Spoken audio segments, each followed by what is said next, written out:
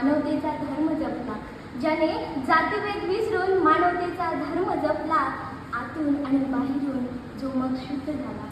ज्याने जातीभेद विसरून मानवतेचा धर्म जपला, आतून आणि बाहेरून जो मग शुद्ध झाला, तोच खरा बुद्ध झाला, तोच खरा बुद्ध झाला. नमस्कार, मी कुमारी चाहत महेंद्र पेटकर आज आपल्यासमोर भगवान गौतम बुद्धांच्या जीवनचरित्रातील एक प्रसंग कथेच्या रूपात मांडीत आहे.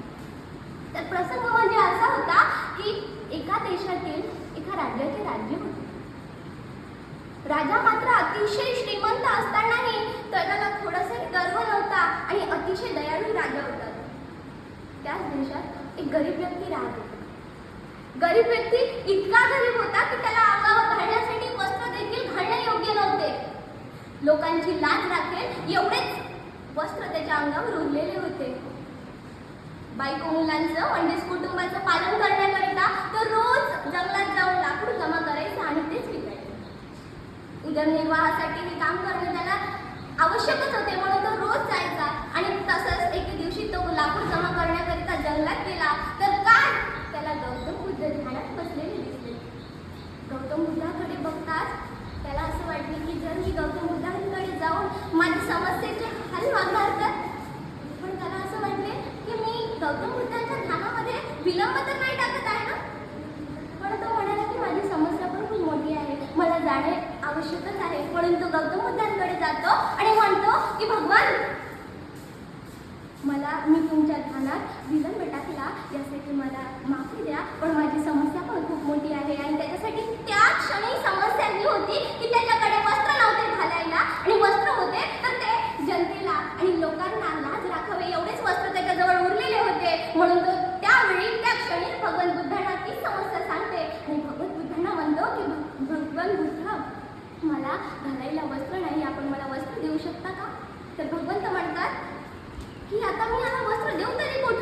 भगवंत विचारात पडतात आणि त्यांना एक कल्पना सुचते, ती म्हणजे त्या देशातील तो श्रीमंत राजा राहत होता. आणि मग ती गोष्ट भगवंत त्या राजाजवळ पोहोचवतात आणि राजा दयाळू असल्यामुळे त्या गरीब व्यक्तीला ती वस्त्र भेट करून देतात.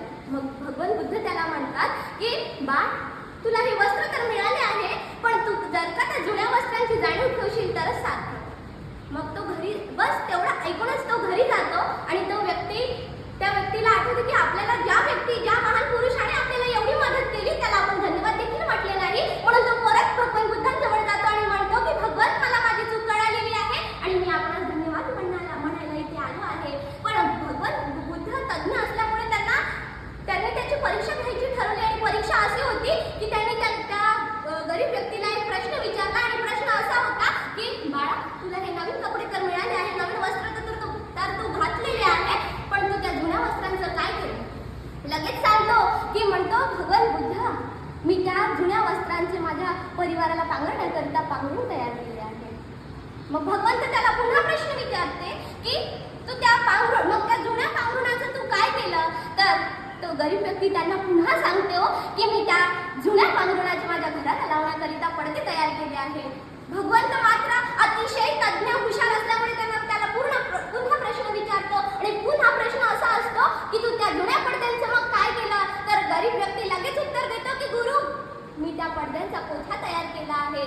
मग भगवंत म्हणतात की पोछाला तर तू फेकूनच टाकलं असेल, नाही तर जाळूनच टाकलं असेल. तर मग तो गरीब व्यक्ती म्हणतो की नाही गुरु, मी त्या पोछाला फेकलं पण नाही आणि जाळलं पण नाही, तर त्या पोछाचं मी सूत काढलं आहे आणि त्याच्या वाती तयार केल्या आहे. आणि त्या वाती घेऊन मी जेव्हा आज आपल्या आश्रमात आलो तेव्हा ते मी दिवे लावलेले आहे आणि त्या दिव्यांनी आपला आश्रम बघा ना गुरु कसं प्रकाशित झाले आहे आणि कसं झगमगते आहे.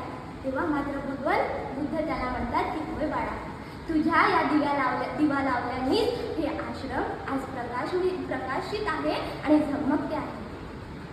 अध्यक्ष महोदय, या गोष्टीतून फक्त आपल्याला एकच बोध मिळतो आहे की वस्तू कोणतीही असो, ती जुनी झाली आणि नवीन मिळाली म्हणून त्या जुन्या वस्तूला टाकून देऊ नये, कारण तीच वस्तू आपल्या सुखादुःखात आपल्या सोबत असते. एवढंच सांगून मी माझ्या कथेला विराम देते आणि धन्यवाद.